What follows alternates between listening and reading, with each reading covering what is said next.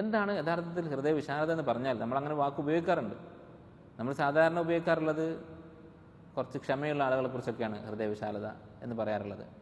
അത് ശരിയാണ്. പക്ഷെ അതിനേക്കാൾ കുറച്ചും കൂടി വിശാലമാണ് യഥാർത്ഥത്തിലുള്ള ഹൃദയ വിശാലത എന്ന് പറയുന്നത്. എന്താണ്?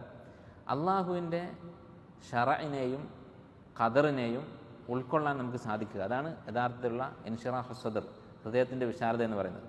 എന്താണ് ഷറഉം ഖദറും എന്ന് പറഞ്ഞാൽ? ഷറഅ് എന്ന് പറഞ്ഞാൽ അള്ളാഹുവിൻ്റെ ദീനിയായ നിയമങ്ങൾ, അള്ളാഹുവിൻ്റെ ദീനിൻ്റെ നിയമങ്ങൾ, അത് ഉൾക്കൊള്ളാനുള്ള വലിപ്പം നമ്മുടെ മനസ്സിന് വേണം. അതില്ലാത്തത് കൊണ്ടാണ് നമുക്ക് പല ദീനീ കൽപ്പനകളും സ്വീകരിക്കാൻ മടി. നമുക്ക് ഇഷ്ടമില്ലാത്ത കാര്യങ്ങൾ കാണുമ്പോൾ നമുക്കൊരു ഞെരുക്കം. അത് ചെയ്യാനുള്ള മടിയെക്കുറിച്ചല്ല ഞാൻ പറയുന്നത്. ദീനിൽ അങ്ങനെ ഒരു നിയമമുണ്ട് എന്നത് ഉൾക്കൊള്ളാൻ പ്രയാസം നമ്മുടെ ഹൃദയത്തിന്. അത് ബാഹ്യമായി പ്രവർത്തിക്കാൻ ചിലപ്പോൾ നമുക്ക് പല തടസ്സങ്ങളും ഉണ്ടാകും. അതൊന്നും ന്യായമല്ലെങ്കിലും നമ്മുടെ പല കാര്യങ്ങളും നമ്മതിൽ നിന്ന് തടഞ്ഞേക്കാം. ഉദാഹരണം പറഞ്ഞാൽ, ഇപ്പം നമുക്ക് താടി വെക്കുക. ഞാൻ ഇസ്ലാമിൻ്റെ ഒരു നെടുന്തൂണായ കാര്യമല്ല താടി എന്ന് പറയുന്നത്. ഇസ്ലാം കാര്യത്തിൽ ഈമാൻ കാര്യത്തിൽ പെട്ടൊന്നുമല്ല. പക്ഷെ ചെയ്യാൻ എളുപ്പമുള്ളതാണ് എന്നതുകൊണ്ട് പറഞ്ഞതാണ്. അപ്പോൾ താടി എന്നുള്ളത് വളരെ എളുപ്പമുള്ള കാര്യമാണ്. പക്ഷേ അങ്ങനെ താടി വെക്കുക എന്ന് പറയുന്നൊരു ഹദീസ് കാണുമ്പോൾ അല്ലെങ്കിൽ അതിനെക്കുറിച്ച് കേൾക്കുമ്പോൾ തന്നെ മനസ്സിന് അത് ഉൾക്കൊള്ളാൻ സാധിക്കുന്നില്ല. അത് ചെയ്യാൻ പലരെയും പേടിച്ചിട്ട് മടിച്ചിട്ട് അല്ലെങ്കിൽ ജോലി, ഇങ്ങനെ പല ന്യായങ്ങളും ആളുകൾ പറയും. അത് ശരിയോ തെറ്റോ എന്നുള്ളത് മറ്റൊരു വിഷയം. അതിനു മുമ്പ് ആദ്യം ഈ കാര്യം ഉൾക്കൊള്ളണം. അഥവാ ഹാലിഫുൽ മുശ്രിക്കീൻ, മുശ്രിക്കീങ്ങൾക്കെതിരായിക്കൊണ്ട് നിങ്ങൾ താടി വെക്കുക എന്നാണ് നബി സ്വല്ലല്ലാഹു അലൈഹി വസല്ലം കൽപ്പിച്ചിട്ടുള്ളത്. അപ്പോൾ അങ്ങനെ മുശ്രിക്കീങ്ങൾക്കെതിരാവാൻ അതെന്തിനാണ്? എല്ലാവരും മനുഷ്യരല്ലേ? അല്ലെങ്കിൽ ഭംഗി അള്ളാഹു ഇഷ്ടപ്പെടുന്നില്ലേ? ഇന്നല്ലാഹു ജമീലുൻ യുഹിബ്ബുൽ ജമാൽ എന്നല്ലേ എന്നൊക്കെ പറഞ്ഞിട്ട് ആ നിയമത്തെ അള്ളാഹു തആല പഠിപ്പിച്ചൊരു കാര്യത്തിനോട് നേരെ എതിർക്കുക. ഇതാണ് ഹൃദയവിശാലത ഇല്ല എന്ന് പറയുന്നത്. മടി കൊണ്ട് അത് ചെയ്യാത്ത ആളുകൾ, അവരുടെ കാര്യം മറ്റൊരു വിഷയമാണ്. അതും തെറ്റാണ്. അള്ളാഹിൻ്റെ കൽപ്പനകൾ അനുസരിക്കേണ്ടതാണ്. പക്ഷേ അതിനേക്കാൾ വലിയ പ്രശ്നമാണ് ദീനിൻ്റെ കൽപ്പനകൾ കേൾക്കുമ്പോൾ തന്നെ അതിനോട് ആ കൽപ്പന നമ്മുടെ മനസ്സിലേക്ക് കിടക്കുന്നില്ല, അതിനുള്ള സ്പേസ് നമ്മുടെ മനസ്സിലില്ല. അതുപോലെ തന്നെ ഇപ്പോൾ സ്ത്രീകളുടെ കാര്യത്തിലാണെങ്കിൽ ഹിജാബിനെ കുറിച്ച് പറഞ്ഞാൽ നേരെ മറുപടി എന്തായിരിക്കും? എത്ര ആളുകളുണ്ട് ഹിജാബ് ഇട്ടിട്ട് തോന്നിവാസം ചെയ്യുന്ന ആളുകളുണ്ട് എന്ന് ചോദിക്കുന്ന പെണ്ണുങ്ങളെ കാണാം. ഈമാൻ മനസ്സിലല്ലേ?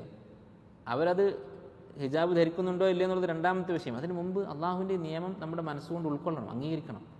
അതിന് മുമ്പിൽ നമ്മൾ സ്വയം കീഴടങ്ങണം. അതാണ് യഥാർത്ഥ ഹൃദയവിശാലത എന്ന് പറയുന്നത്. അതുപോലെ അള്ളാഹുവിൻ്റെ ഖദർ, അള്ളാഹു തആല നമ്മുടെ ജീവിതത്തിൽ വിധിക്കുന്ന കാര്യങ്ങൾ നമ്മളോട് ചോദിച്ചിട്ടല്ല. അള്ളാഹു ഹക്കീമാണ്, അലീമാണ്. അള്ളാഹുവിൻ്റെ ഇൽമിൻ്റെയും ഹിക്മത്തിൻ്റെയും അടിസ്ഥാനത്തിൽ അള്ളാഹു വിധിക്കും. അതെല്ലാം നമുക്ക് ഇഷ്ടപ്പെട്ടുകൊള്ളണമെന്നില്ല. നമ്മെക്കാൾ വലിയ മഹാന്മാരുടെ ജീവിതത്തിൽ വലിയ ദുരന്തങ്ങളുണ്ടായിട്ടുണ്ട്. മുഹമ്മദ് നബി സല്ലല്ലാഹു അലൈഹി വസല്ലം സ്വന്തം മക്കൾ അദ്ദേഹത്തിൻ്റെ ജീവിതത്തിൽ മരിച്ചുപോയി. മക്കളെല്ലാം മരിച്ചുപോയി. ഒരു കുട്ടി മാത്രമാണ് ബാക്കിയായത്, ഫാത്തിമ റളിയല്ലാഹു അൻഹ. ബാക്കിയെല്ലാം നബി സല്ലല്ലാഹു അലൈഹി വസല്ലം മറമാടിക്കൊണ്ടിരിക്കുകയാണ്. അപ്പോൾ അത് അള്ളാഹു സുബ്ഹാനഹു വ തആല അവനാണ് തീരുമാനിക്കുന്നത് ഓരോരുത്തരുടെയും ജീവിതത്തിൽ എന്ത് സംഭവിക്കണം. അതിൻ്റെ ആത്യന്തികമായ ഫലം ഒരു മുഅ്മിന് അനുകൂലമായിരിക്കും. എന്ത് വിഷമമുള്ള സംഭവമാണെങ്കിലും അതുകൊണ്ട് ഗുണമേ ഉണ്ടാവുകയുള്ളൂ. അജബൻ ലി അംരിൽ മുഅ്മിൻ എന്നുള്ള ഹദീസ് നമുക്കറിയാം. അപ്പോൾ ഈ ഹദീസിൽ വിശ്വസിച്ചുകൊണ്ട്, അതുപോലെ അള്ളാഹു തആല പറഞ്ഞിട്ടുള്ള ആയത്തുകൾ വിശ്വസിച്ചുകൊണ്ട് അള്ളാഹുവിൻ്റെ വിധി ഒരു മുഅ്മിന് ഖൈറായിരിക്കും എന്ന് ഉറച്ച് വിശ്വസിക്കുക. അതാണ് അള്ളാഹുവിൻ്റെ ഖദറിനെ ഉൾക്കൊള്ളുക എന്ന് പറഞ്ഞാൽ. അപ്പോൾ ഈ രണ്ട് കാര്യങ്ങളും ഉൾക്കൊള്ളാൻ നമ്മുടെ ഹൃദയത്തിന് സാധിക്കുക എന്നുള്ളതാണ് ഇൻഷിറാഹു സദർ. അത് ഏറ്റവും കൂടുതൽ ഉണ്ടായിരുന്ന ആളാണ് മുഹമ്മദ് നബി സ്വല്ലല്ലാഹു അലൈഹി വസല്ലം. ആലോചിച്ച് നോക്കൂ, അള്ളാഹു തആല ഓരോ കൽപ്പനകൾ നൽകുമ്പോഴും നബി സ്വല്ലല്ലാഹു അലൈഹി വസല്ലം എങ്ങനെയാണ് അത് സ്വീകരിക്കുന്നത്? ഇപ്പോൾ അള്ളാഹുവിനെ ഇബാദത്ത് ചെയ്യാനുള്ള ധാരാളം കൽപ്പനകളുണ്ട്. നമസ്കാരം നിലനിർത്താനൊക്കെ ഉള്ള കൽപ്പനകൾ ധാരാളമുണ്ട്. ആ കൽപ്പനകൾ നബി സ്വല്ലല്ലാഹു അലൈഹി വസല്ലം എങ്ങനെയാണ് ഉൾക്കൊണ്ടതെന്ന് ആലോചിച്ച് നോക്കൂ. അല്ലെ, ഫർദ് നമസ്കാരം നബി സ്വല്ലല്ലാഹു അലൈഹി വസല്ലം ഇമാമായിട്ടാണ് നമസ്കരിക്കുന്നത്. രോഗിയായപ്പോഴോ അബൂബക്കർ റളിയല്ലാഹു അൻഹു ഇമാമായി നിസ്കരിക്കാൻ തുടങ്ങിയതിന് ശേഷം നബി സല്ലല്ലാഹു അലൈഹി വസല്ലം രണ്ടുപേരെ തോളിൽ കൈവച്ചുകൊണ്ട് വന്ന് സഫിൽ നിന്നു. അബൂബക്കർ റളിയല്ലാഹു അൻഹു പിന്നിലേക്ക് മാറി നബി സല്ലല്ലാഹു അലൈഹി വസല്ലം നമസ്കാരം തുടരാൻ വേണ്ടി കൽപ്പിച്ചു.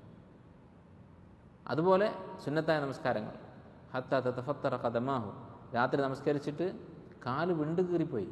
അതെങ്ങനെയാണ് സംഭവിക്കുക എന്നുള്ളത് നമുക്ക് സങ്കല്പിക്കാൻ പോലും സാധിക്കുകയില്ല. നമസ്കരിച്ചിട്ട് കാല് മുറിവ് വരിക എന്ന് പറഞ്ഞാൽ, അപ്പോൾ അത്രയും ഇബാദത്ത് ചെയ്തു. അതുപോലെ തന്നെ സ്വതക്ക, അല്ലേ, നബി സല്ലല്ലാഹു അലൈഹി വസല്ലം സ്വതക്ക ചെയ്തിരുന്നത് കണ്ടിട്ട് ആളുകൾ ഇസ്ലാം സ്വീകരിക്കുമായിരുന്നു. മുശ്രിക്കുകൾ നബി സല്ലല്ലാഹു അലൈഹി വസല്ലം അടുക്കൽ വരും. നബി സല്ലല്ലാഹു അലൈഹി വസല്ലം കൊടുക്കുന്നത് കണ്ടിട്ട് ഫഇന്നഹു യുൻഫിഖു നഫഖത മൻ ലാ യഖ്ശൽ ഫഖർ, ദാരിദ്ര്യം പേടിക്കാത്ത ഒരാൾ ചെയ്യുന്ന സ്വതക്കയാണ് അദ്ദേഹം ചെയ്യുന്നത് എന്ന് പറഞ്ഞുകൊണ്ട് അവർ ഇസ്ലാം സ്വീകരിച്ച സംഭവങ്ങൾ കാണാം. ഒരാൾക്ക് 200 ഒട്ടകം കൊടുത്തു. എന്നിട്ട് നബി സല്ലല്ലാഹു അലൈഹി വസല്ലം പോയി കിടക്കുന്നതോ ഈ ഈത്തപ്പനയുടെ ഓല കൊണ്ട് മടിഞ്ഞുണ്ടാക്കിയ പായയിലാണ് കിടന്നുറങ്ങുന്നത്. ഒരു വിരിപ്പ് പോലും ഇല്ല നബി സല്ലല്ലാഹു അലൈഹി വസല്ലമക്ക്. ഇന്ന് നിങ്ങൾ ആലോചിച്ച് നോക്കുക, 200 ഒട്ടകം എന്ന് പറഞ്ഞാൽ ഇന്നത്തെ ഒരു നമ്മളെ ഭാഷയിൽ 200 കാറ്, നല്ല അത്യാവശ്യം വിലപിടിപ്പുള്ള 200 കാറ്. ഒരു അവിശ്വാസിയായ ആൾക്ക്, കാഫിറായ ഒരാൾക്ക് 200 കാറ് ഒരാൾ കൊടുക്കുന്നു വിചാരിക്കുക, ഒരു മുസ്ലിമായ ഒരാൾ. എന്നിട്ട് പോയിട്ട് കിടന്നുറങ്ങുന്നത് ഒരു പായയിൽ. എങ്ങനെ ഉണ്ടാവും? അപ്പോൾ ഇങ്ങനെയാണ് വിശ്വാസികളുടെ സ്വതക്ക. അപ്പോൾ ഓരോ കൽപ്പനകളും, അള്ളാഹുവിൻ്റെ കൽപ്പനകൾ ഓരോന്നും പൂർണ്ണമായ ഹൃദയത്തോടു കൂടി സ്വീകരിച്ചു. അതുപോലെ തന്നെ അള്ളാഹുവിൻ്റെ ഖദർ, ജീവിതത്തിൽ എന്ത് പ്രതിസന്ധി ഉണ്ടായാലും നബി സല്ലല്ലാഹു അലൈഹി വസല്ലമ അത് എങ്ങനെയായിരുന്നു സ്വീകരിച്ചിരുന്നത്? അത് മനസ്സിലാക്കാൻ ജാബിർ റളിയല്ലാഹു അൻഹുവിൻ്റെ ഒരു ഹദീസ് വായിച്ചാൽ മതി. അദ്ദേഹം പറയുന്നത്, നബി സല്ലല്ലാഹു അലൈഹി വസല്ലമയെ ഞാൻ പുഞ്ചിരിക്കുന്ന അവസ്ഥയിലല്ലാതെ കണ്ടിട്ടില്ല. അപ്പോൾ നബി സല്ലല്ലാഹു അലൈഹി വസല്ലമയുടെ ജീവിതത്തിൽ എന്തെല്ലാം സംഭവങ്ങൾ ഉണ്ടായിട്ടുണ്ട്. ആ സംഭവങ്ങളും മുസീബത്തുകളൊക്കെ നടക്കുമ്പോഴും പുഞ്ചിരിയോടുകൂടിയാണ് നബി സല്ലല്ലാഹു അലൈഹി വസല്ലം അത് ഏറ്റുവാങ്ങുന്നത്. അതുപോലെ തന്നെ നമുക്കറിയാം ത്വായിഫിൽ ഉണ്ടായ സംഭവം. ത്വായിഫിലേക്ക് ദഅവത്തിന് വേണ്ടി പോയി, അവിടെ നിന്ന് ആളുകൾ ആട്ടിവിട്ടു. നബി സല്ലല്ലാഹു അലൈഹി വസല്ലം ഒരു സഹായം പ്രതീക്ഷിച്ചിട്ട് പോയതാണ്. അവരവിടെ നിന്ന് ആട്ടിവിട്ടപ്പോൾ ആ കഥയുടെ വിശദാംശങ്ങളിൽ പല ഹദീസുകളും ത്വഈഫായിട്ടുണ്ട്. പക്ഷേ സ്വഹീഹായി വന്നിട്ടുള്ള സംഭവമാണ്. നബി സല്ലല്ലാഹു അലൈഹി വസല്ലം പറഞ്ഞത്, അവർക്ക് വേണ്ടി ദുആ ചെയ്തു, ലഅല്ലല്ലാഹു യുഖ്രിജു മിൻ അസ്ലാബിഹിം മൻ യഖൂലു ലാ ഇലാഹ ഇല്ലല്ലാഹ് മുഹമ്മദുർ റസൂലുള്ളാഹ്. ലാ ഇലാഹ ഇല്ലല്ലാഹ് മുഹമ്മദുർ റസൂലുള്ളാഹ് എന്ന് പറയുന്ന ഒരു തലമുറ ഇവരുടെ പിൽക്കാലത്തെങ്കിലും ഉണ്ടായേക്കാം എന്ന് പറയുകയാണ് ചെയ്തത് നബി സല്ലല്ലാഹു അലൈഹി വസല്ലം. അപ്പോൾ ശത്രുക്കളെ കൊണ്ടുള്ള ഉപദ്രവങ്ങൾ മക്ക ഫത്ഹിൽ നമുക്കറിയാം. ഇദ്ഹബു അൻതും തുലഖാ, നിങ്ങൾ വെറുതെ വിട്ടിരിക്കുന്നു. ആരെയാണ് വെറുതെ വിടുന്നത്? 10 വർഷം തന്നെ കൊല്ലാൻ വേണ്ടി കഴിവിൻ്റെ പരമാവധി പരിശ്രമിച്ച ആളുകളാണ്. അവരോടാണ് പറയുന്നത്, നിങ്ങൾ വെറുതെ വിട്ടിരിക്കുന്നു, മാപ്പ് തന്നിരിക്കുന്നു. അപ്പോൾ അള്ളാഹുവിൻ്റെ ഖദർ അത് എങ്ങനെയായാലും സന്തോഷത്തോടെ സ്വീകരിക്കുക. അതായത് നബി സല്ലല്ലാഹു അലൈഹി വസല്ലമയുടെ രീതി. അള്ളാഹു തആല ഖുർആൻ പറഞ്ഞിട്ടുള്ളതാണ് ഈ ഒരു കാര്യത്തെക്കുറിച്ച്, ഹൃദയത്തിൻ്റെ വിശാലതയെക്കുറിച്ച്. ഫമൻ യുരിദില്ലാഹു അൻ യഹ്ദിയഹു, ആർക്കാണോ ഹിദായത്ത് നൽകാൻ അള്ളാഹു ഉദ്ദേശിക്കുന്നത്, യശ്റഹ് സദ്റഹു ലിൽ ഇസ്ലാം, ഇസ്ലാമിനെ ഉൾക്കൊള്ളാൻ പറ്റുന്ന രീതിയിൽ അവൻ്റെ ഹൃദയത്തിന് വിശാലത നൽകും. വമൻ യുരിദ് അൻ യുദില്ലഹു, ആരെയാണോ അള്ളാഹു പഴപ്പിക്കാൻ ഉദ്ദേശിക്കുന്നത്, യജ്അൽ സദ്റഹു ദയ്യിഖൻ ഹറജൻ, അവൻ്റെ ഹൃദയത്തെ അള്ളാഹു ഞെരുക്കമുള്ളതാക്കും. കഅന്നമാ യസ്അദു ഫിസ്സമാ, അവൻ ആകാശത്തേക്ക് കയറി പോകുന്നതിനെ പോലെ. എന്താണ് ആകാശത്തേക്ക് കയറി പോകുന്നത് പറഞ്ഞാൽ? ആകാശത്തേക്ക് കയറിപ്പോകാൻ കഴിയില്ല. അതുപോലെ ഇവൻ മുഅ്മിനാവാൻ കഴിയില്ല, ഈമാൻ ഇവൻ്റെ ഉള്ളിലേക്ക് കടക്കുകയില്ല. അത്രയും ഞെരുക്കമുള്ളതായിരിക്കും അവൻ്റെ ഹൃദയം. അത് ആളുകൾ പല ദർജയിലായിരിക്കും. ചില ആൾക്കാർക്ക് തൗഹീദ് തന്നെ അവരുടെ മനസ്സിലേക്ക് കയറില്ല. തൗഹീദ് എന്ന് കേൾക്കുമ്പോൾ തന്നെ അവർക്ക് പുച്ഛമായിരിക്കും, പ്രതിഷേധമായിരിക്കും. അവരവരുടെ ദലാലത്തിൻ്റെ അളവിനനുസരിച്ച് ഇസ്ലാമിൻ്റെ കാര്യങ്ങൾ ഉൾക്കൊള്ളാൻ അവരുടെ മനസ്സിൻ്റെ സ്വീകാര്യതയിൽ വ്യത്യാസമുണ്ടായിരിക്കും. അപ്പോൾ ആ വിശാലത ഉണ്ടാവുക എന്നുള്ളതാണ് നമുക്ക് ആവശ്യം. അതുപോലെ തന്നെ അല്ലാഹു തആല പറഞ്ഞു, അഫമൻ ശറഹ അല്ലാഹു സദ്റഹു ലിൽ ഇസ്ലാമി ഫഹുവ അലാ നൂരിൻ മിൻ റബ്ബിഹി ഫവൈലുൽ ലിൽ ഖാസിയത്തി ഖുലൂബുഹും മിൻ ദിക്രില്ലാഹ് ഉലൈക ഫീ ളലാലിൻ മുബീൻ. അല്ലാഹു തആല ഹൃദയത്തിന് വിശാലത നൽകി. അങ്ങനെ അള്ളാഹുവിൻ്റെ അടുത്തു നിന്നുള്ള പ്രകാശം, ആ പ്രകാശത്തിൽ ജീവിക്കുന്ന ഒരാളും അതല്ലാത്ത ഒരാളും തമ്മിൽ ഒരുപോലെയാകുമോ? അപ്പോൾ ഈ ഹൃദയ വിശാലത കിട്ടിയ ആളുകളും അല്ലാത്ത ആളുകളും തമ്മിൽ നല്ല വ്യത്യാസം ഉണ്ടാകും. അള്ളാഹുവിൻ്റെ ദീൻ സന്തോഷത്തോടെ ഉൾക്കൊള്ളുന്ന ആളുകളും അതിനോട് പുറംതിരിഞ്ഞ് നിൽക്കുന്ന, അത് കേൾക്കുമ്പോൾ തന്നെ മനസ്സിൽ ഞെരുക്കം തോന്നുന്ന ആളുകളും അവർ തമ്മിൽ ഒരിക്കലും സമമാവുകയില്ല. അതുകൊണ്ടാണ് മൂസാ നബി അലൈഹിസ്സലാം ദുആ ചെയ്തത്. അല്ലെ, അള്ളാഹു തആല വഹി കൊടുത്തിട്ട് ഫിർഔൻ്റെ അടുത്ത് ദഅവത്തിന് വേണ്ടി പറഞ്ഞേക്കാണ് മൂസാ നബി അലൈഹിസ്സലാം. അപ്പോൾ മൂസാ നബി കുറേ കാര്യങ്ങൾ ചോദിച്ചു അള്ളാഹു തആലയോട്. അത് നമുക്ക് വലിയൊരു ഗുണപാഠമാണ്. ദഅവത്ത് ചെയ്യുന്ന ആളുകൾക്കും അല്ലാത്തവർക്കൊക്കെ വലിയ ഗുണപാഠമാണ് ആ പ്രാർത്ഥന. എന്താണ് മൂസാ നബി പറയുന്നത്? ഇദ്ഹബ് ഇലാ ഫിർഔന ഇന്നഹു തഗാ ഫഖൂല ലഹു ഖൗല ഇദ്ഹബ് ഇലാ ഫിർഔന ഇന്നഹു തഗാ എന്ന് പറഞ്ഞപ്പോൾ മൂസാ നബി അലൈഹി സ്വലാം പറയുന്നത് എന്താണ്? ഖാല റബ്ബി ഇശ്റഹ് ലി സദ്രി, എനിക്ക് ശർഹു സദ്ർ, ഈ പറഞ്ഞ കാര്യം ഹൃദയത്തിന് വിശാലത നൽകണം. വയസ്സിർ ലി അംരി, എൻ്റെ കാര്യം എളുപ്പമാക്കണം. എങ്ങോട്ടാണ് പോകുന്നത്? ഇന്നത്തെ ഭാഷയിൽ ഞാൻ പേര് പറയുന്നില്ല, നിങ്ങൾ ആലോചിച്ച് നോക്കുക. വലിയ വലിയ താകൂത്തുകളായിട്ടുള്ള ആളുകൾ, അങ്ങനെയുള്ളൊരു വലിയ ഭീകരൻ, അല്ലെ, ചെറിയ കുട്ടികളെ യാതൊരു കരുണയുമില്ലാതെ കൊന്നുകളയുന്ന ആളാണ്. അങ്ങനെയുള്ള ആളുകൾ ഇന്നുണ്ടോ എന്ന് സംശയമാണ്. അത്രയും വലിയ ക്രൂരൻ. അങ്ങനെയുള്ള ഒരാളുടെ അടുത്തേക്ക് പോവുകയാണ് മൂസാ നബി അലൈഹി സ്വലാം.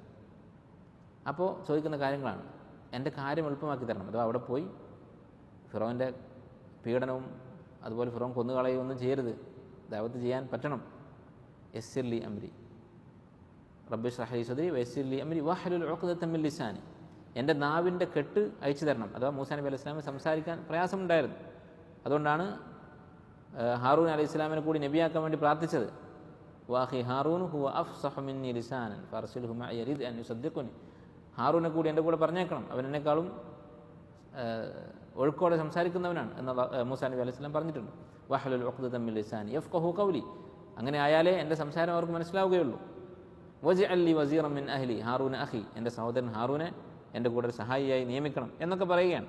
അപ്പോൾ ഇങ്ങനെയുള്ള കാര്യങ്ങളൊക്കെ ചോദിക്കുന്നതിന് മുമ്പ് ഒന്നാമത് ചോദിച്ച കാര്യം റബ്ബി ഇശ്റഹ് ലി സദ്രി എന്നാണ്. എന്താണ് അർത്ഥം? അവിടെ ഫിറോൻ്റെ അടുത്തേക്ക് പോകുമ്പോൾ ഹൃദയത്തിന് വിശാലത ഉണ്ടാകണം. കാരണം ഫിറോനോട് സംസാരിക്കുമ്പോൾ തിരിച്ച് എന്താണ് ഫിറോൻ പറയുക എന്നറിയില്ല. തിരിച്ച് എത്ര ധിക്കാരത്തോട് സംസാരിച്ചാലും ചിലപ്പോൾ സംസാരം മാത്രമാവുകയില്ല, പീഡനങ്ങളുണ്ടാവാം. എന്തുണ്ടായാലും അത് ഉൾക്കൊള്ളാൻ സാധിക്കണം. അതാണ് മൂസാ നബി അലൈഹി സ്വലാം ആദ്യമായി പ്രാർത്ഥിക്കുന്നത്. അപ്പോൾ ദഅവത്ത് ചെയ്യുന്ന ആളുകൾക്ക് ആദ്യം വേണ്ട കാര്യമാണ്. ദഅവത്ത് ചെയ്യുമ്പോൾ ഒരിക്കലും അനുകൂലമായ പ്രതികരണങ്ങൾ ഉണ്ടാവുകയില്ല.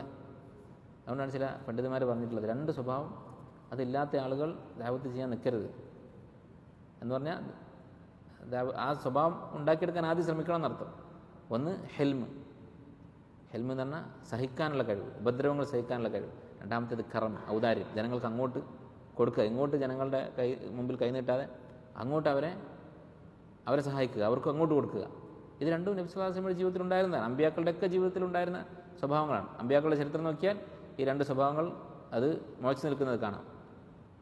സൂറത്ത് ശൂറായിൽ ഓരോ നബിയും പറയുന്നത് വമാ അസ്അലുക്കും അലൈഹി മിൻ അജ്ർ, ഞാൻ നിങ്ങളോട് കൂലി ചോദിക്കുന്നില്ല. അമ്പിയാക്കൾക്ക് ഹറാമാണ് ദഅവത്തിന് പ്രതിഫലം വാങ്ങുക എന്നുള്ളത്. അതുപോലെ അവരുടെ സഹനം, ഓരോ നബിമാരും അവരവരുടെ കൗമുകളുടെ ഉപദ്രവം സഹിച്ചവരാണ്, ക്ഷമിച്ചവരാണ്. അപ്പോൾ ഇതാണ് ഈ വിഷയത്തിൻ്റെ പ്രാധാന്യം. അതുകൊണ്ടാണ് മൂസാ നബി അലൈഹി സ്വലാം ഒന്നാമതായി അള്ളാഹുവിനോട് ഇക്കാര്യം ചോദിച്ചത്, റബ്ബി ഇശ്റഹ് ലി സദ്രി എന്ന് പറഞ്ഞത്. അപ്പോൾ നബി സല്ലല്ലാഹു അലൈഹി വസല്ലമക്ക് ഈ രണ്ട് തരത്തിലുള്ള ശർഹു സദ്റും ഉണ്ടായിരുന്നു. അഥവാ ഹെസ്സിയായിട്ട് ബാഹ്യാർത്ഥത്തിൽ തന്നെ അള്ളാഹു താല അവിടുത്തെ ഹൃദയത്തെ ശുദ്ധീകരിച്ചു ജിബ്രീൽ അലൈഹി സ്വലാമിനെ വിട്ടുകൊണ്ട്. രണ്ടാമത്തേത് ഈ പറഞ്ഞ ഹൃദയ വിശാലത നബി സല്ലല്ലാഹു അലൈഹി വസല്ലമക്ക് ഉണ്ടായിരുന്നു. അത് അള്ളാഹുവിൻ്റെ ദീനിൻ്റെ നിയമങ്ങൾ ഉൾക്കൊള്ളുന്ന കാര്യത്തിലാണെങ്കിലും, അല്ല എൻ്റെ മകൾ ഫാത്തിമ കട്ടാൽ ഞാൻ കൈമുറിക്കുമെന്നാണ് നബി സ്വല്ലല്ലാഹു അലൈഹി വസല്ലം പറഞ്ഞത്. അള്ളാഹുവിൻ്റെ ദീനിൻ്റെ നിയമം അതിൽ വിട്ടുവീഴ്ചയില്ല. അതുപോലെ തന്നെ അള്ളാഹുവിൻ്റെ ഖദർ, എത്ര വലിയ പ്രതിസന്ധി ഉണ്ടായാലും അതിൽ ക്ഷമിക്കുകയും സഹിക്കുകയും ചെയ്യുന്ന ആളായിരുന്നു റസൂലുള്ളാഹി സ്വല്ലല്ലാഹു അലൈഹി വസല്ലം.